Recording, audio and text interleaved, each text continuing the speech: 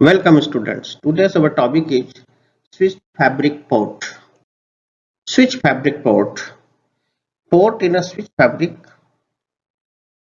can be the following types: the N port, E port, F port, G port. So N port, an end point in the fabric. This port is known as node port, and it is a host port, that is the HBA, or the storage array connected to the switch in a switch fabric. Another one is E port.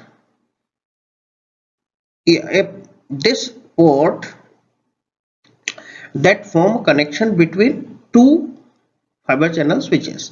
So this port is known as expansion port. That's why it's called E port.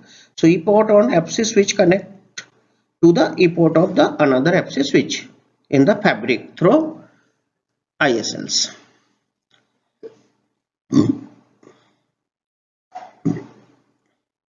F port. F port, this port on the switch that connect an N port. That's why it is known as fabric port.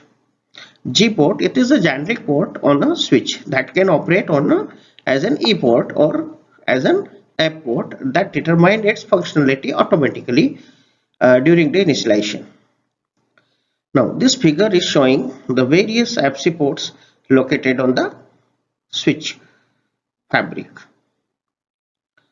So this switch fabric, in this diagram we have to be see N port, the endpoint of the fabrics. Okay, this is E port, which is connected between the two FC port. Oh, sorry, FC switches. F port, that port is switches that connect the N port and also known as the fabric port.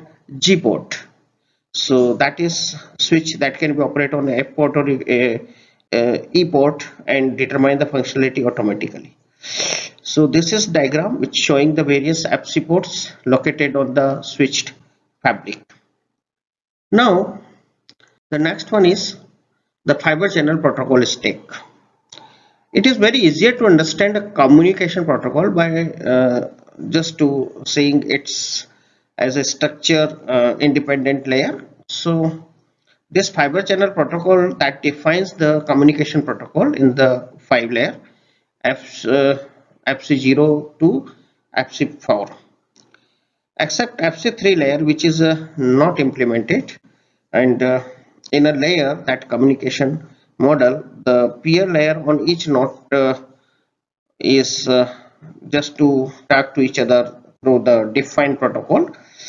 So this diagram is showing the different layers of the fiber channel protocol stacks. The first one, FC4, this layer is uppermost layer in the fiber channel protocol stack, and this layer is defining the application interface. Okay, that way the upper layer protocols and that map to the lower layer. This FC standards define the several protocol and that can operate on FC4 layer. Now, some of the protocol that include the, for example, SCSI, high performance parallel interface, it is HIPPI, okay, and the timing protocols, enterprise storage connectivity, or the ATM, that is a synchronous transfer mode, and IP. Now, the another one is FC2. This FC2 is provide the fiber channel addressing structure. That's what's the and organizing the data, that is the frame, sequence, and exchanges.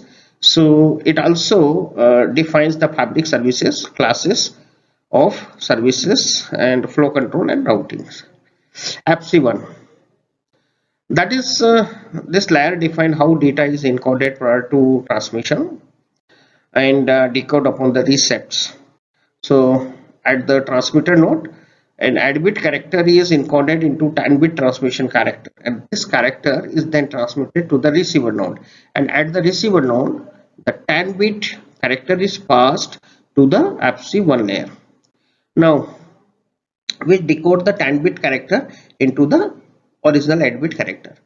So FC-Link, which speeds of 10 Gbps and above, uses the 64-bit and 66-bit encoding algorithm, and FC1 layer that is also defined the transmission words such as APSI frames delimiters which identify the start and end of a frame and primitive signals that indicate the events at the transmitting port.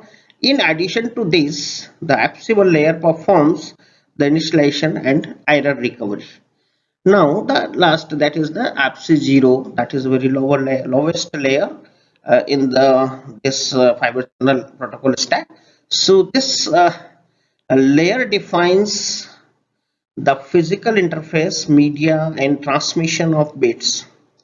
Now this APSI 0 specification include the cable, connectors, optical or electrical parameters for the variety of data rates and the APSI transmission, and that can both, that is the electrical and optical media.